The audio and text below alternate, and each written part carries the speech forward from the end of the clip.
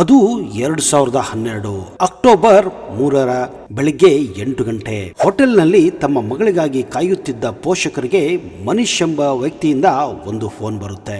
ಸನಂ ಸ್ಥಿತಿ ತುಂಬಾ ಹದಗೆಟ್ಟಿದೆ, ಕೂಡಲೇ ಆಸ್ಪತ್ರೆಗೆ ಬನ್ನಿ ಅಂತ ಆತ ಹೇಳುತ್ತಾನೆ. ಪೋಷಕರು ಆಸ್ಪತ್ರೆಗೆ ಓಡಿ ಹೋದಾಗ ಅವರಿಗೆ ಎದುರಾಗಿದ್ದು ಮಗಳ ನಿರ್ಜೀವ ದೇಹ. ಸಂಭ್ರಮಿಸಬೇಕಿದ್ದ ಮನೆಯಲ್ಲಿ ಸೂತಕದ ಛಾಯೆ ಆವರಿಸಿತ್ತು. ಪೊಲೀಸ್ ತನಿಖೆ ಆರಂಭಿಸಿತ್ತು. ಆದರೆ ನಿಜವಾದ ಸಸ್ಪೆನ್ಸ್ ಶುರುವಾಗಿದ್ದೇ ಮರಣೋತ್ತರ ಪರೀಕ್ಷೆ ಬಂದಾಗ. ಆ ವರದಿಯಲ್ಲಿ ಕಂಡ ಅಂಶಗಳು ವೈದ್ಯಕೀಯ ಲೋಕವನ್ನೇ ಬೆಚ್ಚಿ ಬೀಳಿಸಿತ್ತು. ಕಾರಣ ಸನಂ ದೇಹದಲ್ಲಿ ಅತಿಯಾದ ಮದ್ಯದ ಪ್ರಮಾಣವಿತ್ತು. ಸಾವಿಗೂ ಮುನ್ನ ದೈಹಿಕ ಸಂಬಂಧ ನಡೆದ ಕುರುಗಳಿದ್ದವು. ಎಲ್ಲಕ್ಕಿಂತ ಭಯಾನಕ ಸತ್ಯವೇನೆಂದರೆ ಸನಂ ದೇಹದ ಒಳಗೆ ಒಬ್ಬ ಪುರುಷನ ಹೃದಯವಿತ್ತು. ಹೌದು, ಒಬ್ಬ ಹುಡುಗಿಯ ದೇಹದಲ್ಲಿ ಪುರುಷನ ಹೃದಯ ಅದು ಹೇಗೆ ಬಂತು? ಆಕೆಗೆ ಯಾವುದೇ ಶಸ್ತ್ರಚಿಕಿತ್ಸೆ ನಡೆದ ಇತಿಹಾಸ ಕೂಡ ಇರಲಿಲ್ಲ. ಇದು ಕೇವಲ ಸಾವಲ್ಲ, ಇದೊಂದು ವ್ಯವಸ್ಥಿತ ಸಂಚು ಎಂಬ ಸಂಶಯ ದಟ್ಟವಾಗಿ ಕಾಡಲು ಆರಂಭಿಸಿತ್ತು.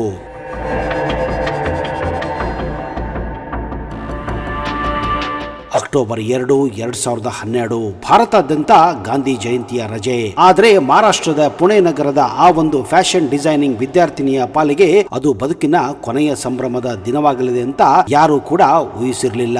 ಸನಂ ಹಸನ್ 19 ವರ್ಷದ ತರುಣಿ, ಮುಂಬೈನ ಸುಸಂಸ್ಕೃತ ಕುಟುಂಬದ ಕುಡಿ, ಪುಣೆಯ ಪ್ರತಿಷ್ಠಿತ ಕಾಲೇಜ್ನಲ್ಲಿ 2ನೇ ವರ್ಷದ ಫ್ಯಾಷನ್ ಡಿಸೈನಿಂಗ್ ಓದುತ್ತಾ ಇದ್ದಳು. ಕೇವಲ ಓದಿನಲ್ಲಿ ಮಾತ್ರವಲ್ಲ, ಫುಟ್ಬಾಲ್ ಮೈದಾನದಲ್ಲೂ ಮಿಂಚುತ್ತಿದ್ದ ಈ ಚಟುವಟಿಕೆಯ ಚಿಲುಮೆ ಈಕೆಯ ಕನಸುಗಳು ಆಕಾಶದಷ್ಟು ಎತ್ತರವಿದ್ದವು. ಆದ್ರೆ ಆ ಒಂದು ರಾತ್ರಿ ಎಲ್ಲವನ್ನ ನುಂಗಿ ಹಾಕಿತ್ತು. ಅಕ್ಟೋಬರ್ 2 ಸನಂಗೆ 19ನೇ ವರ್ಷದ ಹುಟ್ಟುಹಬ್ಬದ ಸಂಭ್ರಮ. ಮಗಳನ್ನ ನೋಡಲು ಮುಂಬೈನಿಂದ ಪೋಷಕರು ಪುಣೆಗೆ ಬಂದಿದ್ದರು. ಅಪ್ಪ, ಅಮ್ಮ ಮತ್ತು ಸನಂ ಸೇರಿ ದಿನವಿಡೀ ಸುತ್ತಾಡುತ್ತಾ ಶಾಪಿಂಗ್ ಮಾಡಿ ಹೋಟೆಲ್ನಲ್ಲಿ ಊಟ ಮಾಡಿದ್ದರು. ಸಂಜೆ ಸುಮಾರು 9 ಗಂಟೆ ಸಮಯ. ಸನಂ ತನ್ನ ಪೋಷಕರಲ್ಲಿ ಒಂದು ಬೇಡಿಕೆಯನ್ನು ಇಡುತ್ತಾಳೆ. ಅಮ್ಮ, ನನ್ನ ಆಫೀಸ್ ಫ್ರೆಂಡ್ಸ್ ಮತ್ತು ಕಾಲೇಜಿನ ಗೆಳೆಯರು ನನಗಾಗಿ ಒಂದು ಸರ್ಪ್ರೈಸ್ ಪಾರ್ಟಿಯನ್ನ ಅರೇಂಜ್ ಮಾಡಿದ್ದಾರೆ, ನಾನು ಅಲ್ಲಿ ಹೋಗಲೇ ಅಂತ ಕೇಳುತ್ತಾಳೆ. ಸನಂ ತನ್ನ ಕಾಲು ಮೇಲೆ ತಾನು ನಿಲ್ಲಬೇಕೆಂದು ಓದಿನ ಜೊತೆಗೆ ಮುಂಬೈನ ಪುಣೆಯ ಆಲ್ಡೋ ಶೋರೂಮ್ ನಲ್ಲಿ ಪಾರ್ಟ್ ಟೈಮ್ ಕೆಲಸವನ್ನು ಕೂಡ ಮಾಡುತ್ತಿದ್ದಳು. ಅಲ್ಲಿನ ಆಕೆಯ ಒಬ್ಬ ಸಹೋದ್ಯೋಗಿ ಮೋನಿಶ್ ವಿಜಯ್ ಎಂಬಾತ ಈ ಪಾರ್ಟಿಯನ್ನ ಆಯೋಜಿಸಿದ. ಮಗಳ ಖುಷಿಗಾಗಿ ಎಸ್ ಅನ್ನುತ್ತಾರೆ. ಸನಂ ನಗುನಗುತ್ತಾ ಕಾರು ಹತ್ತಿ ಹೋದಳು. ಅದು ಅವರು ಮಗಳನ್ನ ಜೀವಂತವಾಗಿ ನೋಡಿದಂತಹ ಕೊನೆಯ ಕ್ಷಣವಾಗಿತ್ತು ಅಷ್ಟೇ. ಪಾರ್ಟಿ ನಡೆಯುತ್ತಿದ್ದುದು ಪುಣೆಯ ಹೊರವಲಯದ ಒಂದು ಖಾಸಗಿ ಫ್ಲಾಟ್ ನಲ್ಲಿ. ಅಲ್ಲಿ ಸನಂ ಹೊರತುಪಡಿಸಿ ಇನ್ನೂ 17 ಜನರಿದ್ದರು. ಮಧ್ಯ ಸಂಗೀತ, ನೃತ್ಯ, ಪಾರ್ಟಿ ಜೋರಾಗಿ ಇತ್ತು. ಆದ್ರೆ ಮಧ್ಯರಾತ್ರಿಯ ನಂತರ ಅಲ್ಲಿ ಏನೇ ನಡೆಯಿತು ಎಂಬುದು ಇಂದಿಗೂ ಆ 17 ಜನರು ಮಾತ್ರ ತಿಳಿದಿರುವ ಒಂದು ರಹಸ್ಯವಾಗಿದೆ. ಅಕ್ಟೋಬರ್ 3 ಬೆಳಿಗ್ಗೆ ಸುಮಾರು 8 ಗಂಟೆ ಹೋಟೆಲ್ನಲ್ಲಿ ಮಗಳಿಗಾಗಿ ಕಾಯುತ್ತಿದ್ದ ತಂದೆಯ ಫೋನ್ಗೆ ಒಂದು ರಿಂಗ್ ಬರುತ್ತದೆ. ಕರೆ ಮಾಡಿದ್ದು ಬೇರೆ ಯಾರೂ ಅಲ್ಲ, ಮನೀಶ್ ವಿಜಯ್. ಆತನ ಧ್ವನಿಯಲ್ಲಿ ಗಾಬರಿ ಇತ್ತು.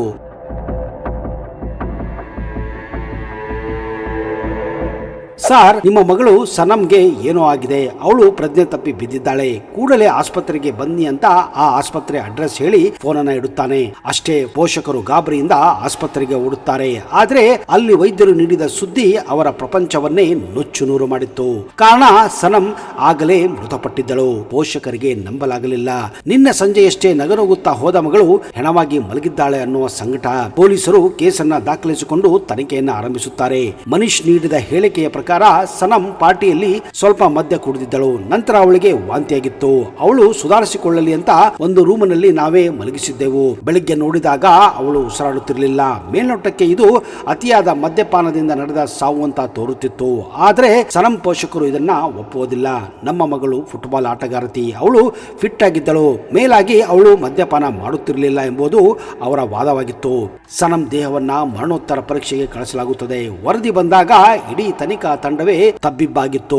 ಆ ವರದಿಯಲ್ಲಿ 3 ಪ್ರಮುಖ ಅಂಶಗಳನ್ನ ಇಡಲಾಗಿತ್ತು. ಮೊದಲನೆಯದು, ಸನಂ ದೇಹದಲ್ಲಿ ಅತಿಯಾದ ಮದ್ಯದ ಪ್ರಮಾಣವಿತ್ತು, ಅಂದ್ರೆ ಆಲ್ಕೋಹಾಲ್ ಕಂಟೆಂಟ್ ಇತ್ತು. ಆಕೆಯ ದೇಹದ ಮೇಲೆ ವೀರ್ಯದ ಅಂದ್ರೆ ಸೀಮನ್ ಮಾದರಿಗಳು ಪತ್ತೆಯಾಗಿದ್ದವು. ಅಂದ್ರೆ ಸಾವಿಗೂ ಮುನ್ನ ಆಕೆಯ ಮೇಲೆ ಲೈಂಗಿಕ ದೌರ್ಜನ್ಯ ನಡೆದಿತ್ತು ಎನ್ನುವ ಸಂಶಯ ಇತ್ತು. ಎಲ್ಲಕ್ಕಿಂತ ವಿಚಿತ್ರ ಮತ್ತು ಭಯಾನಕ ವಿಷಯ ಅಂದ್ರೆ ಸನಂ ದೇಹದೊಳಗಿದ್ದ ಹೃದಯ ಒಬ್ಬ ಪುರುಷನದಾಗಿತ್ತು. ಹೀಗಂತ ವೈದ್ಯರು ದೃಢಪಡಿಸಿದ್ದರು. ಆ ಹೃದಯದ ಗಾತ್ರ ಮತ್ತು ಲಕ್ಷಣ ಮಹಿಳೆಯದಾಗಿರ್ಲಿಲ್ಲ. ಒಬ್ಬ 19 ವರ್ಷದ ಹುಡುಗಿಯ ದೇಹದಲ್ಲಿ ಪುರುಷನ ಹೃದಯ ಹೇಗೆ ಬರಲು ಸಾಧ್ಯ?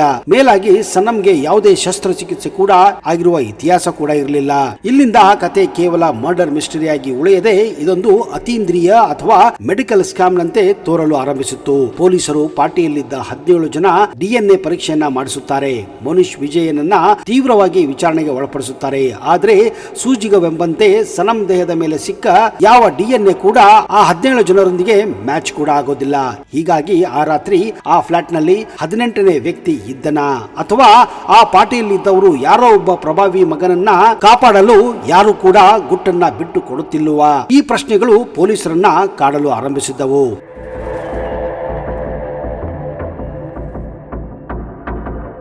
ಸ್ಥಳೀಯ ಪೊಲೀಸರ ತನಿಖೆಯಲ್ಲಿ ಯಾವುದೇ ಪ್ರಗತಿ ಕಾಣದಿದ್ದಾಗ ಸುಮಾರು 2 ವರ್ಷಗಳ ನಂತರ 2014ರಲ್ಲಿ ಈ ಪ್ರಕರಣವನ್ನ ಸಿಬಿಐಗೆ ಹಸ್ತಾಂತರಿಸಲಾಗುತ್ತದೆ. ಸಿಬಿಐ ಅಧಿಕಾರಿಗಳು ಫೈಲ್ಗಳನ್ನ ಪುನಃ ತೆರೆದು ಆ ಪುರುಷನ ಹೃದಯದ ರಹಸ್ಯ ಭೇದಿಸಲು ಅವರು ವೈದ್ಯಕೀಯ ದಾಖಲೆಗಳನ್ನ ಕೆದಕುತ್ತಾರೆ.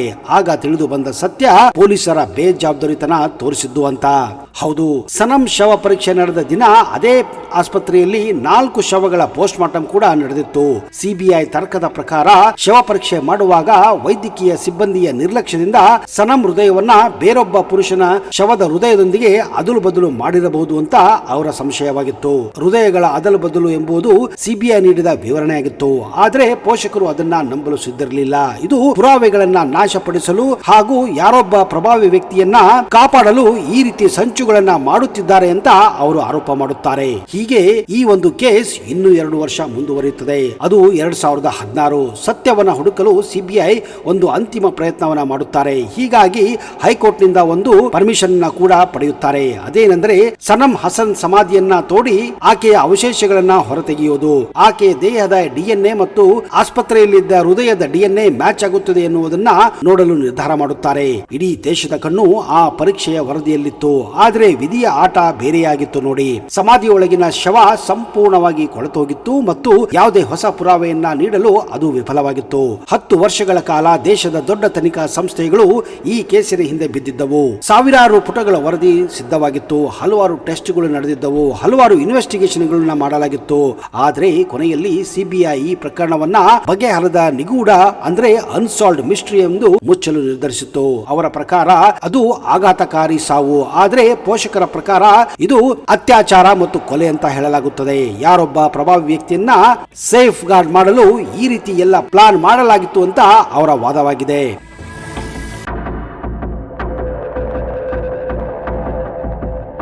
ಹೌದು ಸ್ನೇಹಿತರೆ, ಇಂದಿಗೂ ಸನಂ ಹಸನ್ ಪೋಷಕರು ನ್ಯಾಯಕ್ಕಾಗಿ ಹೋರಾಡುತ್ತಿದ್ದಾರೆ. ಒಬ್ಬ ತಂದೆಯಾಗಿ ಅವರು ಕೇಳುವ ಪ್ರಶ್ನೆಗಳು ನ್ಯಾಯಯುತವಾಗಿವೆ. ನನ್ನ ಮಗಳಿಗೆ ಮದ್ಯ ಕುಡಿಸಿದ್ದು ಯಾರು? ಆ 17 ಜನರ ಹೊರತಾಗಿ ಅಲ್ಲಿ ಬೇರೆ ಯಾರೋ ಒಬ್ರು ಇದ್ರು ಅಂದ್ರೆ 18ನೇ ವ್ಯಕ್ತಿ ಅಥವಾ 19ನೇ ವ್ಯಕ್ತಿ ಯಾರೊಬ್ರು ಇದ್ರು ಮತ್ತು ಆಸ್ಪತ್ರೆಯಲ್ಲಿ ಹೃದಯ ಬದಲಾಗಲು ಅದು ಹೇಗೆ ಸಾಧ್ಯ? ಇದು ಕೂಡ ಆ ವ್ಯಕ್ತಿಯ ಪ್ರಭಾವ ಇರಬಹುದು ಅಂತ ಅವರ ವಾದವಾಗಿದೆ, ಅವರ ತರ್ಕವಾಗಿದೆ. ಈ ಕತೆ ಕೇವಲ ಸನಂ ಹಸನ್ ಎಂಬ ಹುಡುಗಿಯ ಸಾವಿನ ಬಗ್ಗೆ ಅಲ್ಲ ಸ್ನೇಹಿತರೆ, ಬದಲಾಗಿ ನಮ್ಮ ವ್ಯವಸ್ಥೆಯಲ್ಲಿರುವ ಲೋಪದೋಷಗಳು, ವೈದ್ಯಕೀಯ ನಿರ್ಲಕ್ಷ್ಯ ಮತ್ತು ಅಧಿಕಾರದ ಪ್ರಭಾವದ ಅಡಿಯಲ್ಲಿ ಹೂತು ಹೋಗಿರುವ ಸತ್ಯದ ಬಗ್ಗೆಯೂ ಆಗಿದೆ. ಪುಣೆಯ ಆ ಒಂದು ಪಾರ್ಟಿ ಆ ಒಂದು ರಾತ್ರಿ ಸನಂ ಬದುಕನ್ನೇ ಕಸಿದುಕೊಂಡಿತ್ತಲ್ಲದೆ ಇಂದಿಗೂ ಬಗೆಹರದ ಒಂದು ಕರಾಳ ಪ್ರಶ್ನೆಯಾಗಿ ಭಾರತದ ಅಪರಾಧ ಇತಿಹಾಸದಲ್ಲಿ ಉಳಿದುಕೊಂಡಿದೆ. ಇಂದಿಗೂ ಆ 17 ಜನರಲ್ಲಿ ಯಾರು ಕೂಡ ಬಾಯಿ ಬಿಡುತ್ತಿಲ್ಲ. ಆ ರಾತ್ರಿ ನಡೆದ ನಿಜವಾದ ಘಟನೆ ಆ 17 ಜನರ ಮನಸ್ಸಿನಲ್ಲಿ ಮತ್ತು ಅವರ ಹೃದಯದಲ್ಲಿ, ಅವರ ಮೈಂಡಿನಲ್ಲಿ ಮತ್ತು ಸನಂ ಹಸನ್ ಮಣ್ಣಾದ ಸಮಾಧಿಯಲ್ಲಿ ಮಾತ್ರ ಭದ್ರವಾಗಿ ಉಳಿದುಕೊಂಡು ಹೋಗಿದೆ. ಆದ್ರೆ ಯಾರು ಕೂಡ ಇದನ್ನ ಬಾಯಿ ಬಿಡುತ್ತಿಲ್ಲ. ಒಂದು ಮಾತು ನಿಜ ಇರಲಿ ಸ್ನೇಹಿತರೆ, ಅದಕ್ಕೆ ಒಂದು ಹಿಂದಿಯಲ್ಲಿ ಮಾತಿದೆ, ಭಗವಾನ್ ಕೆ ಘರ್ ಮೇ ದೇರ್ ಹೈ ಲೇಕಿನ್ ಅಂಧೇರ್ ನಹೀ ಅಂತ. ಹೌದು, ಸತ್ಯ ಒಂದಿಲ್ಲ ಒಂದು ದಿನ ಹೊರಗೆ ಬರುತ್ತದೆ. ಅದಕ್ಕಾಗಿ ನಾವುಗಳು ಕಾಯಬೇಕು ಅಷ್ಟೇ. ನಿಮ್ಮ ಪ್ರಕಾರ ಈ ಒಂದು ಕೇಸಿನ ಬಗ್ಗೆ ನಿಮ್ಮ ಅನಿಸಿಕೆಗಳನ್ನ ದಯವಿಟ್ಟು ಕಮೆಂಟ್ ಬಾಕ್ಸ್ ಅಲ್ಲಿ ಹಾಕಿ. ಹಾಗಾದ್ರೆ ಈ ಒಂದು ಕೃತ್ಯವನ್ನ ಯಾರು ಮಾಡಿರಬಹುದು ಅಂತ ನಿಮ್ಮ ಅನಿಸಿಕೆಯನ್ನ ದಯವಿಟ್ಟು ಬರೆಯಿರಿ. ಅಷ್ಟೇ ಅಲ್ಲದೆ ಆ ಸನಂ ಹಸನ್ ಆತ್ಮಕ್ಕೆ ಶಾಂತಿ ಸಿಗಲಿ ಅಂತ ನಮ್ಮ ತಂಡದ ಪರವಾಗಿ ನಾವು ಬೇಡಿಕೊಳ್ಳುತ್ತೇವೆ.